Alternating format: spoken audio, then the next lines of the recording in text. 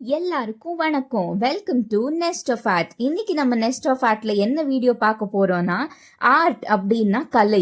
So அந்த கலைகளின் ராணியான சரஸ்வதி தேவியோட வசந்த பஞ்சமி தான் இன்னைக்கு. ஸோ இந்த வசந்த பஞ்சமி திருநாள்ல சரஸ்வதி தேவியோட பூஜையை சிம்பிளா வீட்லயே நான் எப்படி பண்றேங்கிறது தான் இந்த வீடியோல காமிக்க போறேன். ஸோ வீடியோக்குள்ள போறதுக்கு முன்னாடி மறக்காம நம்ம சேனலை இன்னும் சப்ஸ்கிரைப் பண்ணலன்னா சப்ஸ்கிரைப் பண்ணி அந்த பெல் பட்டனையும் கிளிக் பண்ணிக்கோங்க.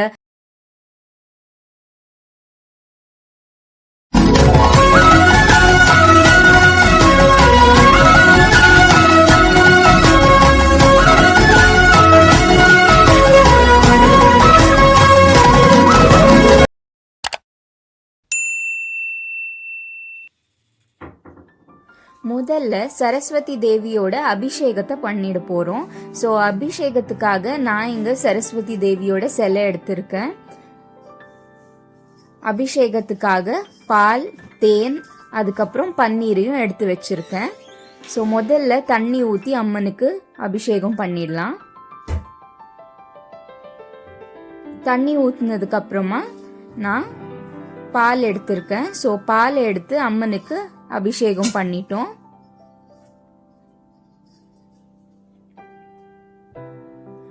பால் ஊத்தினதுமே மறுபடியும் தண்ணி ஊத்தி அபிஷேகத்தை பண்றோம்.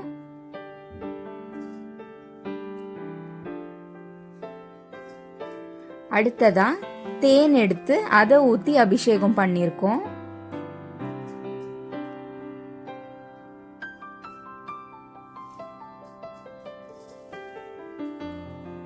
தேன் ஊத்தினதுமே மறுபடியும் தண்ணியால அபிஷேகம் பண்ணிடலாம்.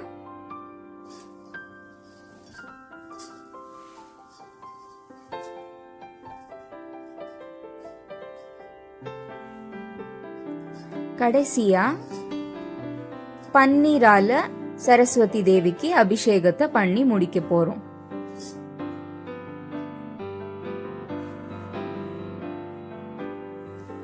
அவ்வளோதான், சிம்பிளா நான் அபிஷேகத்தை முடிச்சிட்டேன். வீட்டில் இருந்த பொருளை வச்சே நான் அபிஷேகம் பண்ணியிருக்கேன். இப்போ அபிஷேகம் பண்ணி சரஸ்வதி தேவியை கிளீனா தொடச்சி எடுத்துக்கலாம்.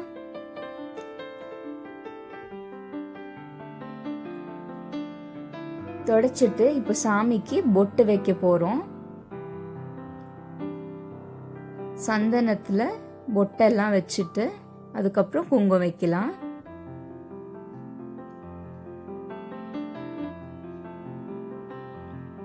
நான் சிம்பிளா வீட்டில் இருக்கிற பொருளையே வச்சு எளிமையா நான் இந்த பூஜையை பண்ணியிருக்கேன். ஸோ இதை பார்க்குற உங்களுக்கும் கண்டிப்பாக பூஜை எப்படி பண்ணுறதுங்கிற ஐடியாவும் கிடைக்கும், சரஸ்வதி தேவியோட அருளும் கிடைக்கும். அப்புறமா நான் குங்குமம் எல்லாம் வச்சு பொட்டை வச்சுட்டேன்.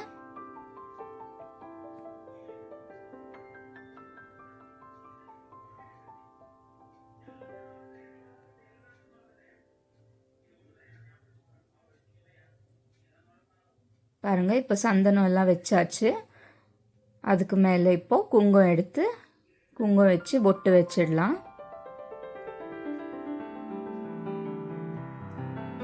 குங்குமம் எல்லாம் வச்சு முடிச்சதுமே அம்மனுக்கு அலங்காரத்தை ஸ்டார்ட் பண்ணிடலாம். நான் சிம்பிளாக தான் பண்ண போகிறேன். நான் முதல்லேருந்தே சொல்லிட்டு இருக்கேன், நம்ம வீட்டில் இருக்கிற பொருளை வச்சே சிம்பிளாக அம்மனுக்கு நான் ஒரு ட்ரெஸ்ஸும் ரெடி பண்ணியிருக்கேன். ஒரு வெள்ளை கலர் துணி இருந்துச்சு, அந்த துணியும் ஒரு லேஸ், சாரி லேஸ் கிடைக்கும் இல்லையா, அது ரெட் கலர் லேஸ் இருந்துச்சு. ஸோ அந்த லேஸை வச்சு நான் சிம்பிளாக சாமிக்கு ஒரு துணி மாதிரி பாவாடை மாதிரி ரெடி பண்ணியிருக்கேன். ஸோ அந்த துணியை தான் நம்ம சாமிக்கு போட போகிறோம். ஸோ நீங்களும் வீட்லேயே உங்ககிட்ட இருக்கிற பொருளை வச்சு இந்த மாதிரி எளிமையாக பூஜையை பண்ணி முடிச்சிடலாம். பாருங்க, இந்த மாதிரி பொட்டெல்லாம் அழகா வச்சுக்கலாம்.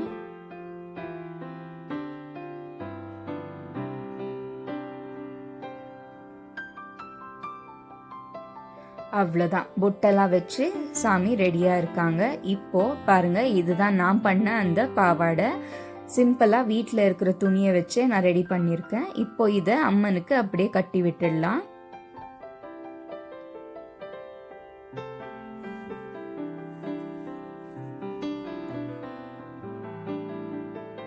அவ்வளோதான், கட்டிட்டு மேலே அந்த பார்டர் இருந்துச்சு இல்லையா, அதே பார்டரை ஒரு துண்டு மாதிரி கட் பண்ணி அதையும் மேலே இப்படி சேர்த்துடலாம். புடவை மாதிரி கட்டுறதுக்கு கரெக்டாக இருக்கும்.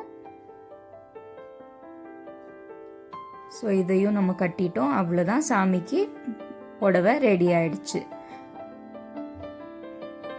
சரஸ்வதி தேவிக்கு பிடிச்சது ஒயிட் கலர் இல்லையா, அதனால நான் ஒயிட் கலரான துணி எடுத்து இந்த மாதிரி பண்ணியிருக்கேன். ஸோ இதெல்லாம் ஆயிடுச்சு. இப்போது சாமிக்கு பூவெல்லாம் போட்டு நம்ம அலங்காரம் பண்ண போகிறோம். அதுக்கு முன்னாடி ஒரு மணை எல்லாம் வச்சு ரெடி பண்ணிக்கலாம். சரஸ்வதி தேவிக்கு மயில் அப்புறம் அன்னபக்ஷி அதாவது ஸ்வான் ரொம்பவே உகந்தது. ஸோ நான் என்கிட்ட மயில் இருந்ததுனால அந்த மயிலை பின்னாடி வச்சுருக்கேன். வச்சுட்டு மணை மேலே நம்ம ரெடி பண்ணியிருக்க சரஸ்வதி தேவியோட சிலையை வச்சிடலாம்.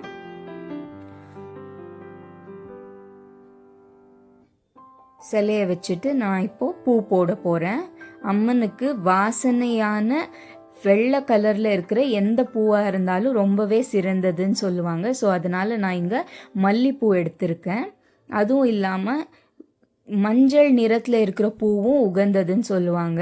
அதனால் நம்ம வெள்ளை கலரில் மல்லிப்பூவையும் மஞ்சள் கலரில் சாமந்தி பூவையும் எடுத்து அம்மனுக்கு அலங்காரம் பண்ணியிருக்கேன்.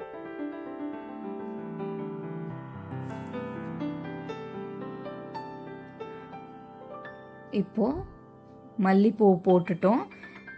சாமந்தி பூவை எடுத்து ரெடி பண்ண போகிறோம்.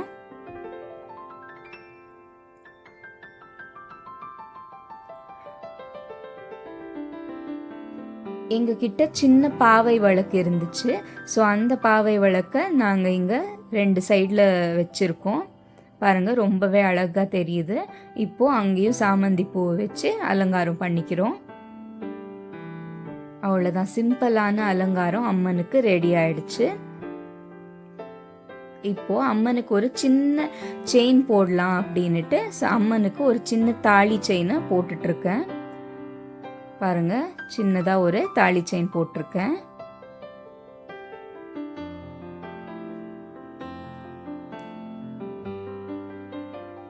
இப்போ சாமிக்கு பூவெல்லாம் போட்டு ரெடி பண்ணிட்டோம்.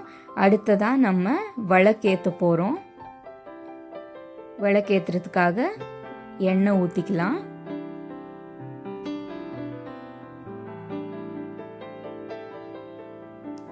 நான் முதல்ல கோலம் போட்டிருந்தேன். பாருங்கள், சரஸ்வதி தேவிக்கு பிடிச்ச தாமரை, வீணை, மயில் இதெல்லாம் சேர்ந்த மாதிரி ஒரு கோலம் போட்டிருக்கேன். இப்போ விளக்கு ஏற்றிடலாம். தீபம் ஜோதிர் பரபிரம்மம் அப்படின்னு சொல்லி இந்த விளக்கை ஏற்றி நம்ம பூஜையை ஸ்டார்ட் பண்ணிடலாம். ஆனால் பூஜை நெய்வேத்தியம் இல்லாமல் எப்படி பூஜை பண்ணுறது? அதுக்காக அம்மா வந்துட்டு பால் பாயசம் பண்ணியிருக்காங்க. ஸோ அந்த பால் பாயசத்தை வச்சு நம்ம இன்னைக்கு பூஜை பண்ணிடலாம். இப்போ பூஜையோட சேர்த்து நான் சரஸ்வதி தேவிக்காக பாடின பாட்டையும் கேளுங்க.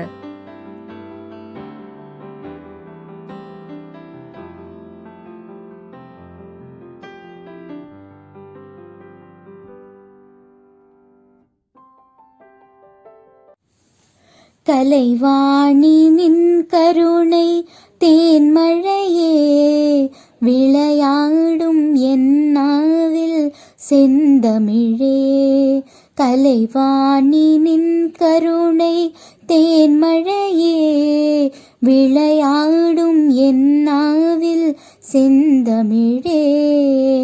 அலங்கார தேவதையே வனிதாமணி, இசை கலையாவும் தந்தருள்வாய் கலை மாமணி.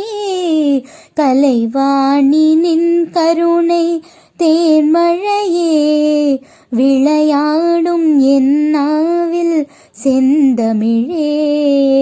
மரகத வளை கரங்கள் மாணிக்க வீணை தாங்கும், மரகத வளை கரங்கள் மாணிக்க வீணை தாங்கும், அருள் ஞான கரம் ஒன்றில் ஜபமாலை விளங்கும், அருள் ஞான கரம் ஒன்றில் ஜபமாலை விளங்கும். ஸ்ருதியோடு லயபாவ ஸ்வரராக ஞானம், ஸ்ருதியோடு லயபாவ ஸ்வரராக ஞானம். சரஸ்வதி மாதா உன் வீணையில் எழும் கானம் கலைவாணி நின் கருணை தேன்மழையே விளையாடும் என் நாவில் செந்தமிழே.